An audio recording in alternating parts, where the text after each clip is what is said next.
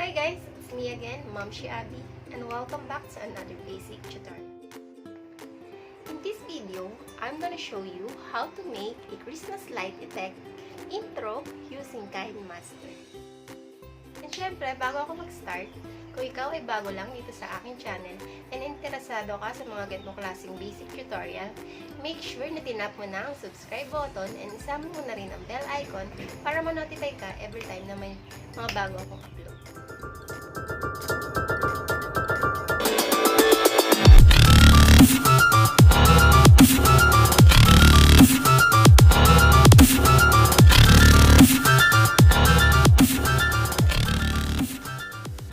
Let's start. Syempre una, kailangan natin ng Pixel Lab and background eraser. Una kong gagamitin si Pixel Lab. So ayan, dito gumawa ako ng text na name ng aking channel and nilagyan ko siya ng background or colorful background. Tapos yung font or yung text ko, nilagyan ko rin siya ng stroke sa gilid, black stroke para mas visible. And hindi ko na siya i-detalye kung paano ko ginawa kasi itong apps na to is sobrang basic lang naman gamitin once na in-open mo siya. So ayan, nandito na sa baba yung mga editing tools niya. So ayun po, i-save ko na to. And next, punta na tayo sa background eraser. Kung may tanong kayo about kay Pixel Lab, so comment nyo na lang sa aking comment section and sasagutin ko na lang. So ngayon nandito na ako sa background eraser. So ayan, niload ko lang yung ginawa ko kanina sa Pixel Lab. So dito aalisin ko lang yung or i-erase ko lang yung background ng pinaka font. So para maging transparent siya. So ayan. So dito itong apps na to, basic lang din. Ganun lang din sa Pixel Lab, nasa baba yung mga tools niya. So hindi ko na din i-detalye kung ano yung pinagagawa ko kasi basic lang naman. Lang naman ito is mag-erase ng mga parts na gusto mong i-erase. So ayun. After nito, isi-save ko lang ulit and punta na ako sa Kinemaster. Ayan, nandito na ako sa home screen ng Kinemaster. Tap ko lang yung create project and yan, 16 to 9. So, load lang ako ng background, color, black. So, yan. Kunin ko na yung font or text ko na ginawa kanina. And, i-place ko siya ng ayan, ganyan. Next nito, lalagyan ko siya ng handwriting. So, i-ayos ko lang saglit to. Ayan, handwriting. Tapos pen. And, i-adjust ko yung stroke niya, kung gaano kapakapal. So, yun lang sa katamtaman. And, sa isa ko siyang babakatan yung stroke ng aking text. So, ayan.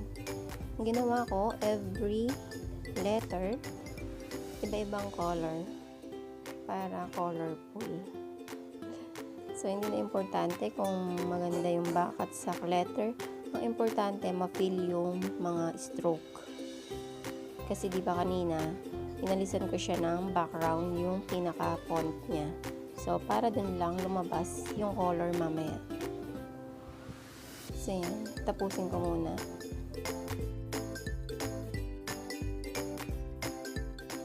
So, ayan, nakikita nyo naman, hindi ako ganun kagaling mag-combine ng mga color.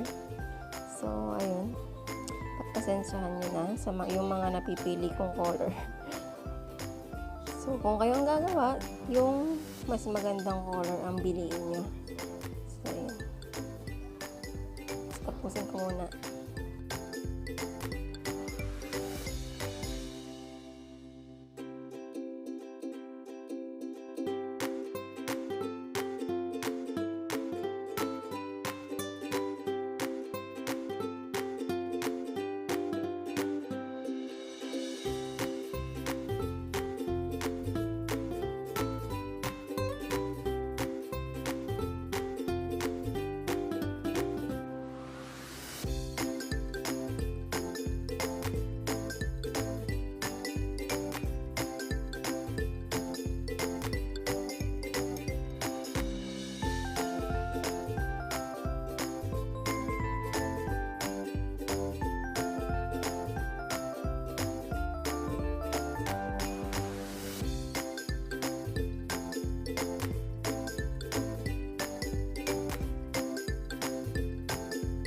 na. Ngayon, isi-send ko lang siya sa back.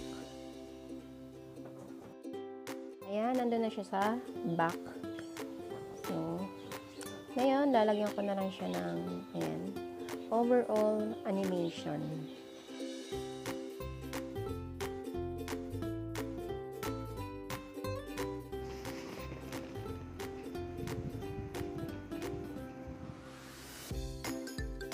Ngayon naman, gagawa ko siya ng duplicate. So, yan. Para hindi na ako mag-stroke ulit ng by letter. So, ayan, ginawa ko na lang. Ginawa ko siya ng duplicate. And para din magkaroon siya ng iba't ibang overall animation.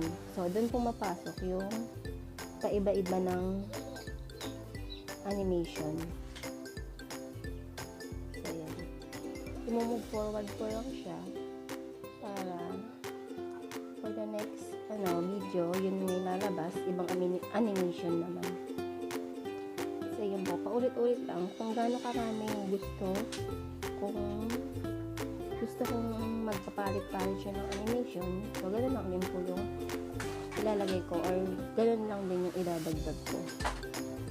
Pero syempre, pag dinuplicate, huwag din kakalimutan na i-send to back yung dinuplicate para umilalim siya sa text or font. So, yun. Tapusin ko lang ulit ito. Maulit-ulit lang naman po, no?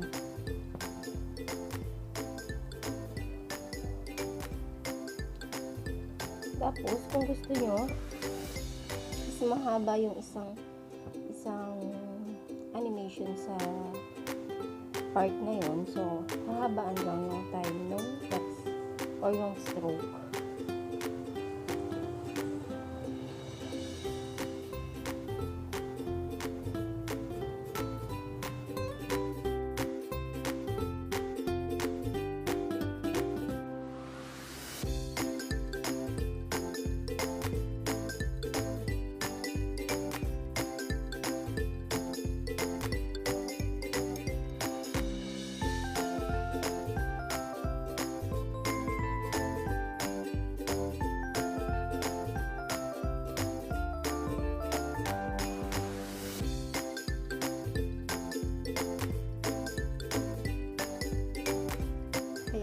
Na akong maglagay ng overall animation.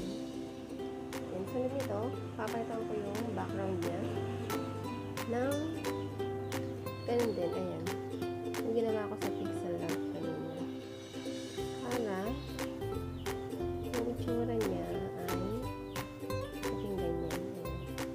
Dagdag effect din. And after nito, try ko muna.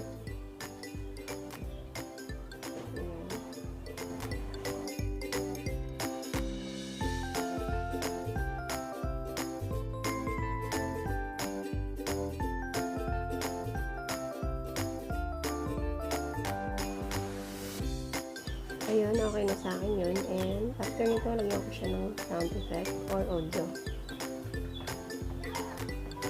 Ayun, para mas okay.